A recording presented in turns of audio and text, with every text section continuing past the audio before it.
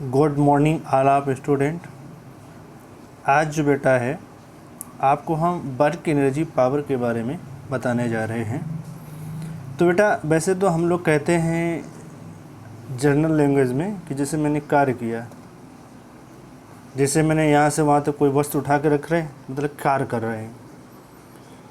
लेकिन कार्य मतलब हम लोग इससे रखते हैं कि शारीरिक मानसिक रूप से जो हम प्रयास कर रहे हैं वो क्या हो गया, कार्य हो गया। जिससे इसके मतलब क्या होता है, जैसे हमने कोई कार्य संपादित किया तो हमें क्या लगता है, उसको थकान का अनुभव होता है। किसका अनुभव होता है? थकान का अनुभव होता है। जब मान लो किसी दीवार पर हम बल लगाते हैं तो पूर्व स्थिति में विस्थापित ना कर सकते हैं, तो ये प्रक्रिया क्या है? कार्य की प्रक्रिया नहीं है। इसी प्रकार जैसे मान लीजिए कुली है, कुली क्या करता है कि बोझ लेकर सर पर बोझ रखता है। तो बोझ रखने के साथ साथ वो क्या करता है कि प्लेटफॉर्म पर घूमता है, लेकिन विस्थापन तो हो रहा है, लेकिन जो फोर्स है वो ग्रेविटेशनल फोर्स यानी ऊर्ध्वाधर नीचे की ओर लगता है। तो यहाँ से क्या हो जाता है साइंस के लैंग्वेज में कि विस्थापन और जो ग्रेविटेशनल फोर्स है, तो यहाँ पर क्या हो जाता है, इन दोनों के बीच का जो एंगल होता है वो 90 डिग्री होता है। तो इसलिए क्या कहते हैं कि कुली ने कोई कार्य नहीं किया। बोझ लेके घूम रहा है, वैसे तो हम कह रहे हैं कार्य किया, लेकिन फिजिक्स कह रही है कुली ने कोई कार्य नहीं किया। अब लोग हम बात करते हैं कि वर्क किसे कहेंगे नहीं साइंस के लैंग्वेज में, कि work is the said to be done when the point of the application of the force moves in the direction of force. मतलब भौतिक विज्ञान में जो हम लोग कहते हैं कि कार्य हम किसे कहेंगे, कार्य को हम किसे कहते हैं कि जब कोई आरोपित बल अपने क्रिया बिंदु को बल की दिशा में विस्थापित कर दे, अपने क्रिया बिंदु को बल की दिशा में विस्थापित कर दे, तो उसे हम क्या कहते हैं बेटा? कार्य कहते हैं। अब यहाँ पर बात आ रही है बेटा कि work done by a constant force. इसका मतलब क्या हुआ? ये नियत बल द्वारा कार्य। इसमें क्या है कि किसी आरोपित बल द्वारा कृत कार्य बल परिमाण का उसके द्वारा उत्पन्न विस्थापन के गुणनफल से मापा जाता है। किससे मापा जाता है? उसके गुणनफल से मापा जाता है। यानी कह सकते हैं work is measured by product of the applied force. क्या कह रहा है? Work is the measured by product of applied force and displacement of the body in the direction of force. मतलब जो वहाँ पर विस्थापन की डायरेक्शन है, ठीक है, वही आपकी बल की डायरेक्शन है। अब यहाँ पर क्या है, जो हमारा गुणनफल है, गुणनफल किसका? बल और बल की दिशा में विस्थापन का। यानी कह सकते हैं कि work is equal to force into displacement in the direction of the force. जैसे कि ये फिगर में दिखाया गया है, फिगर फर्स्ट में, कि यहाँ पर क्या है कि जैसे मान लीजिए बात हम लोग करते हैं इसकी, ठीक है बेटा। तो यहाँ से हम लोग जैसे ये दिया गया है और यहाँ पर एक ब्लॉक दिया गया इस तरह से। अब इस ब्लॉक पर मैंने फोर्स लगाया तो ये ब्लॉक इस तरह से यहाँ पर इस तरह से आया। यानी यहाँ से ये जो विस्थापन है, विस्थापन हमने क्या लेंगे? एस ले लिया। तो यहाँ पर यानी जो फोर्स लगाया हुआ है और ये विस्थापन का यहाँ पर जो मल्टीपल होगा, तो ये हमारा क्या हो गया कि W is equal to F S. W is equal to F S. ठीक है बेटा। इसके बाद जो है हम लोग आगे बढ़ रहे हैं। अब बेटा फिगर सेकेंड की बात आती, ये कह रहे हैं कि फिगर सेकेंड में क्या है कि जैसे हम लोग बात कर रहे हैं फिगर सेकेंड में कि जैसे ये हमारा एक सरफेस है, यहाँ पर ये डिस्प्लेसमेंट हमारा एस हो गया, ठीक है। इस ब्लॉक से लेकर और इस ब्लॉक तक आए तो यहाँ डिस्प्लेसमेंट एस हो गया। अब यहाँ पर क्या है कि जो फोर्स लगा रहे हैं वो हम थीटा एंगल से लगा रहे हैं। कितने लगा रहे हैं बेटा? थीटा एंगल से हम फोर्स लगा रहे हैं। यानी फोर्स की डायरेक्शन बेटा ये हो गई। अब यहाँ पर जो फोर्स लग रहा है कि वो आपकी इस डायरेक्शन में लग रहा है, यानी इस डायरेक्शन में आपका डिस्प्लेसमेंट हो रहा है, लेकिन आपकी बॉडी इस तरह से इस डायरेक्शन में तो जा नहीं रही है। तो मोशन क्या हो रहा है, इसमें हॉरिजॉन्टल शो हो रहा है। तो यहाँ से जो हमारे फोर्स के कंपोनेंट होंगे, यानी इस फोर्स के जो कंपोनेंट होंगे, तो वो बेटा यहाँ से क्या होंगे कि यहाँ से इस फोर्स के जो कंपोनेंट होंगे, ठीक बेटा, उसके कंपोनेंट क्या होंगे, जैसे मान लीजिए ये हमने लिया एफ वाई हो गया और ये हमारा एफ एक्स हो गया। तो यहाँ से हमारा क्या हो जाएगा एफ साइन थीटा, और ये बेटा हमारा क्या होगा एफ कॉस थीटा। तो यहाँ पर देखिए कि जो F X in the direction of S, तो यहाँ से बेटा क्या हो गया F X equal to F cos theta, F Y perpendicular to S, ये हमारा क्या होगा F Y equal to sine theta. अब यहाँ से बेटा हम लोग बात करते हैं कि component F Y does no work as the body does not move upward up और down, all the work is done by the component F X. जैसे हम अगर देखें, जैसे एफ वाई लिया, तो अगर हम ऊपर दे और नीचे, यहाँ पर क्या मूव तो हो नहीं रही बॉडी, तो यहाँ पर जो कंपोनेंट होगा भाई, जैसे एफ वाई जो है ऊपर नीचे मोशन तो कर नहीं रहा, तो ये हमारा क्या हो जाएगा जीरो होगा इस डायरेक्शन। मोशन हो किस डायरेक्शन में रहा है, वो हमारा एक्स डायरेक्शन में हो रहा है। तो एफ एक्स हमारा क्या हो जाएगा, इसको मल्टीपल किस में करेंगे, विस्थापन के साथ, नहीं डिस्प्लेसमेंट के साथ। तो यहाँ से बेटा क्या हो गया W is equal to F X into S. तो यहाँ से बेटा क्या हुआ कि W is equal to F cos theta into X, ठीक है। तो यहाँ से बेटा अब हमको क्या मिल गया है कि F cos theta into S, तो W is equal to F S cos theta. अब जैसे यहाँ से बेटे एक जैसे फार्मूला हम लोग पढ़ते थे कि A B cos theta is equal to A vector dot B vector, तो यहाँ से क्या हो जाएगा एफ एस कॉस थीटा है, तो W is equal to F vector dot S vector. तो यहाँ से ये हमारा फार्मूला बन जाएगा। ये कैसा होगा, एक वेक्टर फॉर्म में हम लिखेंगे। जो वर्क होता है ये तो हमारी स्केलर क्वांटिटी होती है। Work is the scalar product of the work, scalar product of the force and displacement is a scalar quantity.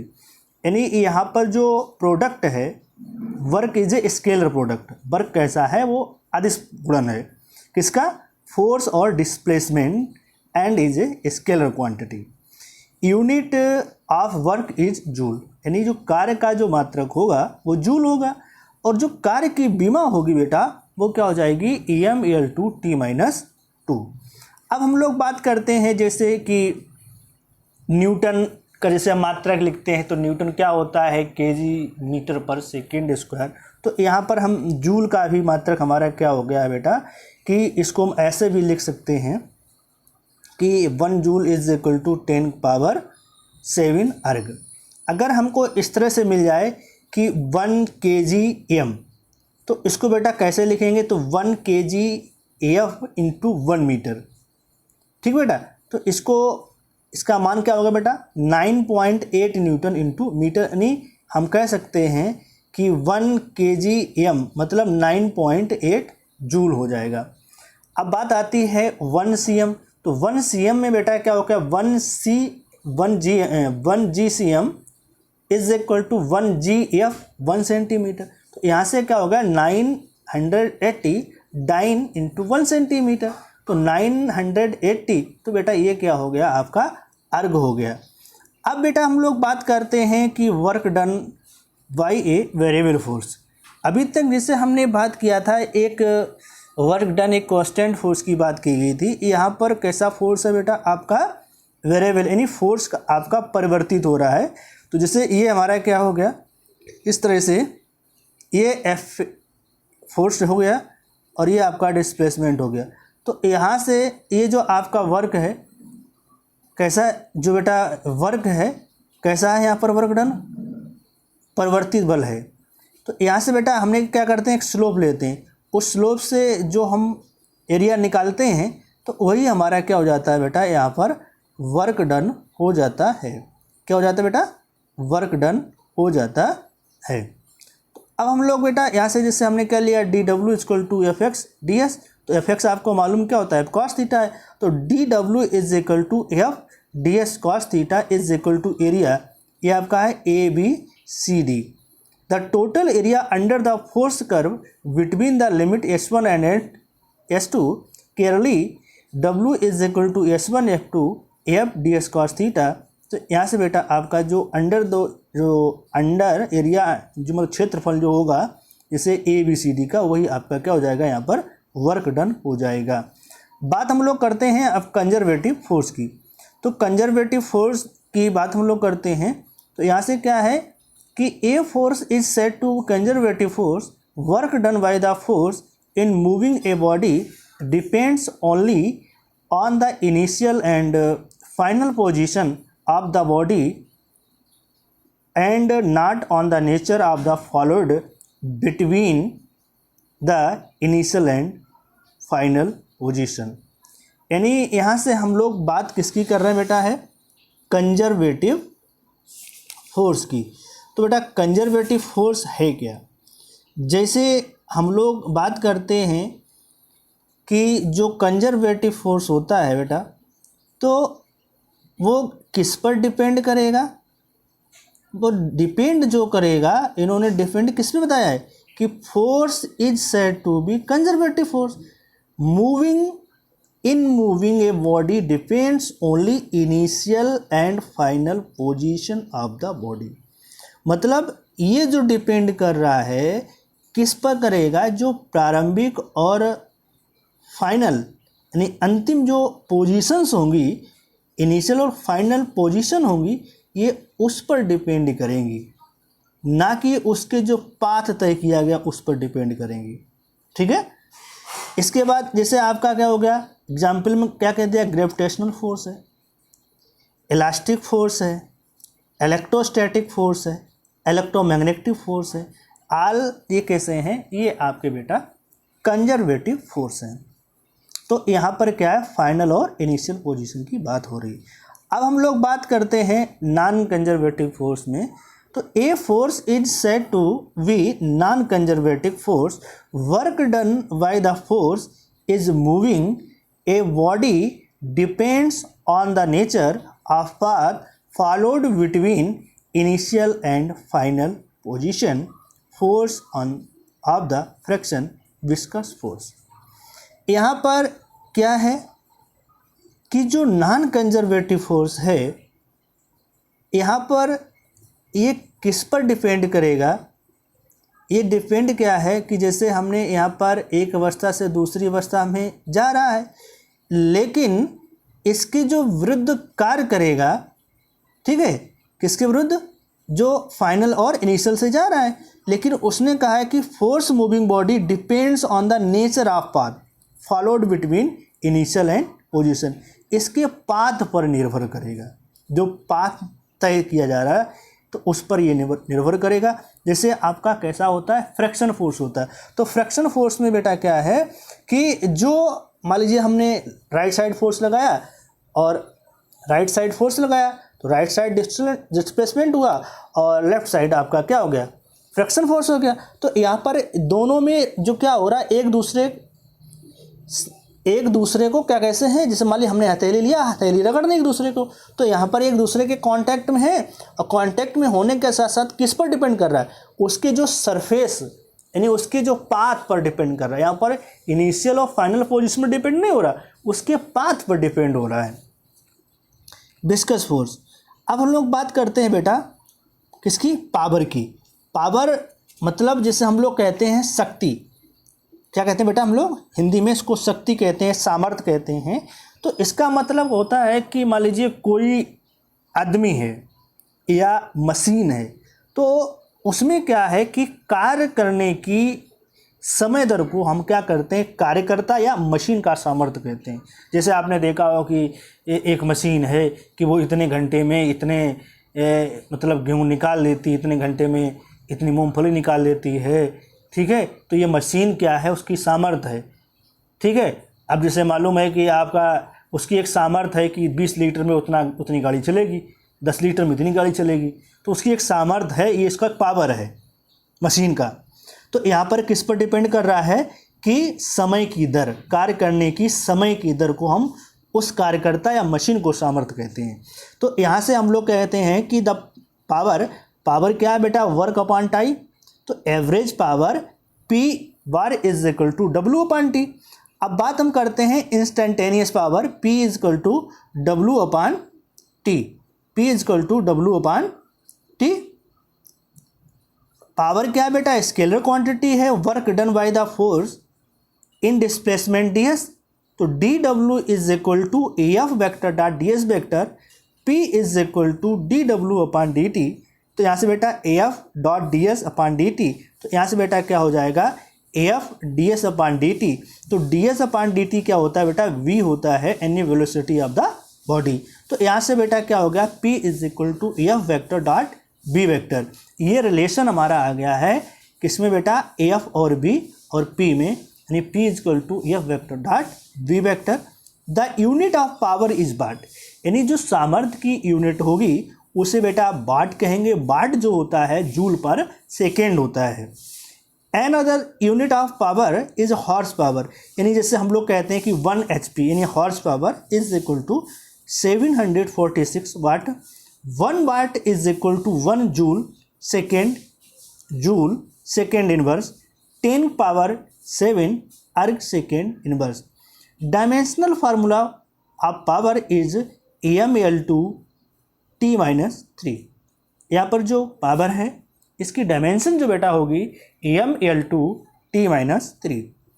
अब बात बेटा हम लोग करते हैं एनर्जी की, नहीं ऊर्जा। ऊर्जा क्या है, ऊर्जा क्या है बेटा, किसी व्यक्ति की कार्य करने की क्षमता को या किसी मशीन की कार्य करने की क्षमता को हम क्या कहते हैं बेटा, ऊर्जा कहते हैं। The unit of energy is joule, यानी ऊर्जा है, जैसे कार्य है, ऊर्जा है, बल आघूर्ण है, सभी की मात्रक क्या है, सभी का जो यूनिट होगा वो जूल होगा बेटा। या इसको हम कह सकते हैं न्यूटन मीटर भी कह सकते हैं, या इसको हम जूल सेकेंड कहेंगे। एनर्जी हो, कोई भी एनर्जी हो, तो उसमें हमेशा इस बात को ध्यान रखेंगे कि उसकी यूनिट भी जूल होगी, और जो वहाँ पर डायमेंशन होगी बेटा, चाहे काइनेटिक एनर्जी हो, चाहे पोटेंशियल एनर्जी हो, चाहे वर्क डन हो, टॉर्क हो, तो वहाँ पर यूनिट सेम है और डायमेंशन सेम है। ठीक है, AmL2 T-2। अब हम लोग बात करते हैं kinetic energy. The energy content in the object due to its motion is called the kinetic energy. मान लीजिए जब कोई वस्तु है तो गति के कारण, अगर गति के कारण ठीक है मोशन कर रही, तो वो उसमें क्या है बेटा, उसको हम क्या कहेंगे, गतिज ऊर्जा कहेंगे।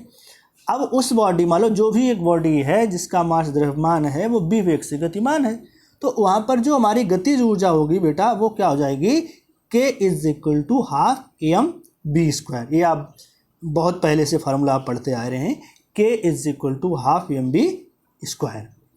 अब बात हम लोग करते हैं कि relation between kinetic energy and linear momentum, यानी बात कर सकते हैं कि गतिज ऊर्जा तथा रेखीय संवेग में संबंध। तो यहाँ पर जैसे बेटा हमने लिखा है कि जो लीनियर मोमेंटम है वो P is equal to mv है, P is equal to mv है। और बेटा जो काइनेटिक एनर्जी है, तो काइनेटिक एनर्जी बेटा क्या है, यहाँ से k is equal to half mv²। अब बेटा हमने यहाँ से काइनेटिक एनर्जी में क्या किया है कि m से मल्टीपल किया न्यूमरेटर में और डिनोमिनेटर में m से डिवाइड किया। तो यहाँ से बेटा क्या हो गया, k is equal to 1/2m m²v²। अब बेटा आप देख रहे हैं कि p इक्वल टू mv है, तो यहाँ क्या है am²v²। तो यहाँ से बेटा हम क्या कर देंगे, p² हो जाएगा, k is equal to 1/2m p²। तो k is equal to p²/2m। तो यहाँ से बेटा p इक्वल टू क्या हो गया, √2mk। यहाँ पर बेटा हम ग्राफ ड्रा करेंगे लीनियर मोमेंटम और काइनेटिक एनर्जी में, तो यहाँ से इस तरह से हमारा ये ग्राफ का स्लोप जाएगा परवलय करके। जैसे हमने ये किया, ये P है और ये K है, तो इस तरह से ये हमारा स्लोप जा रहा है। तो यहाँ पर क्या है बेटा, K प्रोपोर्शनल P²। ठीक है, अब हम लोग बेटा आगे बढ़ते हैं। अब हम लोग बात करते हैं वर्क एनर्जी थ्योरम, यानी कार्य ऊर्जा प्रमेय। तो मतलब कार्य ऊर्जा प्रमेय में है क्या कि मान लीजिए कोई वस्तु है, मान लीजिए कोई वस्तु है तो उसमें गतिज ऊर्जा में जो परिवर्तन, गतिज ऊर्जा में जो परिवर्तन है तो उस वस्तु पर आरोपित बाह्य बल के बराबर होता है। ये हमारा स्टेटमेंट है। मतलब इस प्रमेय के अनुसार गतिज ऊर्जा मतलब क्या, गतिज ऊर्जा में हुए परिवर्तन उस वस्तु पर आरोपित बल द्वारा, उस वस्तु पर आरोपित बल द्वारा कृत कार्य के बराबर हो, किया गया कार्य के बराबर हो। ठीक बेटा, तो उसे हम क्या कहते हैं, वर्क एनर्जी थ्योरम कहते हैं। तो यहाँ से बेटा हमने इक्वेशन ऑफ मोशन लिया बेटा, ठीक है। इक्वेशन ऑफ मोशन क्या है बेटा, v square is equal to u square plus 2s। अब बेटा यहाँ से क्या किया, v square minus u square is equal to 2s, और दोनों साइड हमने क्या किया बेटा, am/2 से मल्टीपल कर दिया। तो am/2 से मल्टीपल किया तो बेटा am/2 v square minus am/2 u square is equal to am/2 into 2as, तो 2 से 2 कैंसिल हो गया। Half m v square minus half m u square is equal to m a s. अब बेटा न्यूटन जो सेकेंड ला है वो बेटा उससे क्या है कि एफ इज इक्वल टू हमें क्या मिलता है, m a. Newton second law F is equal to m a, तो एम ए की जगह बेटा हम क्या पुट करेंगे, F half m v square minus half m u square is equal to F s. बेटा तो एफ एस क्या है, जैसे हमने आपको बता चुके हैं बेटा, वर्क क्या है कि फोर्स इनटू डिस्प्लेसमेंट है। तो यहाँ से बेटा एफ एस क्या हो गया आपका, डब्लू हो गया। Half m v square minus half m u square is equal to W. तो यहाँ से बेटा जो हाफ एम बी स्क्वायर है उसको बेटा हमने के एफ ले लिया, यानी ये फाइनल काइनेटिक एनर्जी है। हाफ एम यू स्क्वायर ये हमारी इनिशियल काइनेटिक एनर्जी है, तो इसको बेटा हमने के आई लिया, यानी W is equal to k f minus k i. तो यानी W is equal to delta k. जैसे स्टेटमेंट में आपसे क्या कहा गया है कि जो काइनेटिक एनर्जी किसके इक्वल है, ये change in kinetic energy is equal to the work done. ठीक है, तो ये इसके इक्वल है। तो यहाँ से हमारा क्या आ गया बेटा, W is equal to delta k. ठीक है, तो बेटा ये जो है आज का टॉपिक यहीं से कंप्लीट होता है। तो आप लोगों से बेटा एक बार विनम्र निवेदन कि चैनल को लाइक करें, सब्सक्राइब करें और कमेंट दें। और चैनल का नाम है फिजिक्स का ज्ञान वरुण सर। चैनल का नाम बेटा है फिजिक्स का ज्ञान वरुण सर। और इसके बाद बेटा अगर आप मुझसे कांटेक्ट करना चाहते हैं तो उसके लिए नंबर है 9455879364। एक बार रिपीट, 9455879364। और बेटा आज की क्लास यहीं से हम क्लोज करते हैं। Thank you.